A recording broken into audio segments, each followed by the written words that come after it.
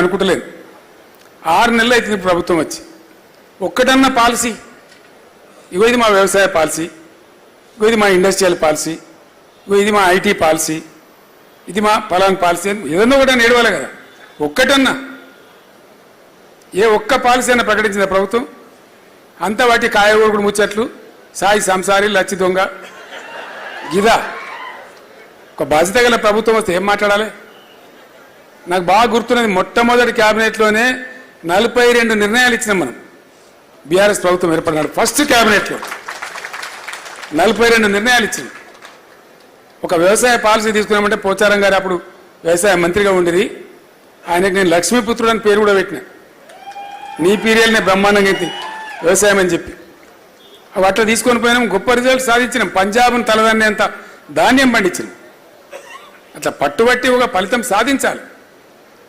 ఒక అద్భుతమైన ప్రజా విజయం కావాలి. ప్రభుత్వ విజయం ప్రజా విజయం కావాలి. అట్లా ఉండాలి. కానీ ఏం లేదు, వాటికనే డబ్బాలు రాలే చూపినట్టు వాటి లొల్లి తప్ప. ఇది లోగోనా? లోగో అనేది ప్రజల గుండె మీద ఉంటుంది కదా. ఆ రోజు మనం రూపకల్పన చేసినాం.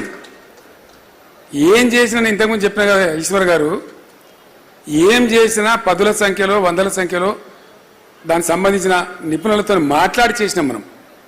ఒక పాట రాస్తేనే 10 మందిని కూర్చుందాం.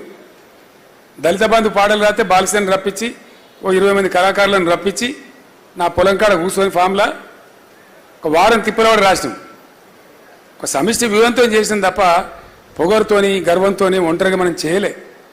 ఏ చిన్న పని చేసినప్పుడు అంత బాగా చేసినాం. అట్లా అనేక విషయాలు. సోదరుడు సాయి చంద్రుండే కళాకారు చనిపోయిండు.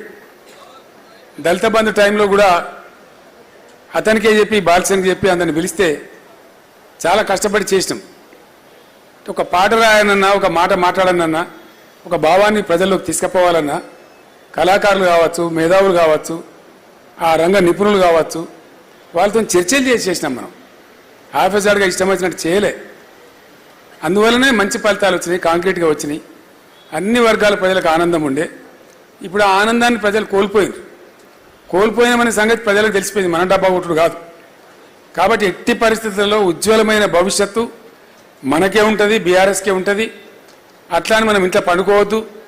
నూతన ఉద్యమ పందాన్ని ఆవిష్కరించి ప్రస్తుత పరిస్థితులలో ఏది సమంజసమో, ఏ కార్యాచరణ అనువైనదో దాన్ని ఆవిష్కరణ చేసి ముందుకు తీసుకుపోయే కార్యాచరణ త్వరలోపలనే తీసుకుందాం, దాన్ని నిర్ణయించుకుందాం. ఎన్నికలు ఉండడం వల్ల మన యొక్క వార్షికోత్సవాన్ని కూడా జరుపుకోవాలి. బీఆర్ఎస్ వార్షికోత్సవాన్ని ఏప్రిల్ 27 కరెక్ట్గా ఎలక్షన్ మధ్యలో ఉండే, అది కూడా జరిపే బాధ్యత మన మీద ఉంది. అందరిని పిలుచుకొని ఒక 2 రోజుల పాటు ఘనంగా మన వార్షికోత్సవం కూడా జరుపుకుందాం. బీఆర్ఎస్ వార్షికోత్సవం మిగతా కార్యక్రమాలకు అన్నిటికీ అందరం కలిసి సమిష్టి నిర్ణయం తీసుకొని రూపకల్పన చేసుకుందాం, ముందు కొనసాగుదాం.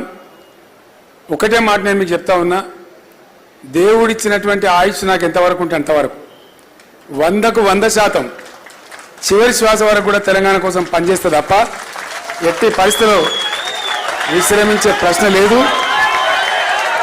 విరమణ చేసే ప్రశ్న లేదు. తెలంగాణ ప్రజలకు కూడా ఈ వేదిక నుంచి నేను హామీ ఇస్తా ఉన్నా, ఈ పార్టీ పుట్టిందే మీకోసం, ఈ పార్టీ ఉన్నదే మీకోసం.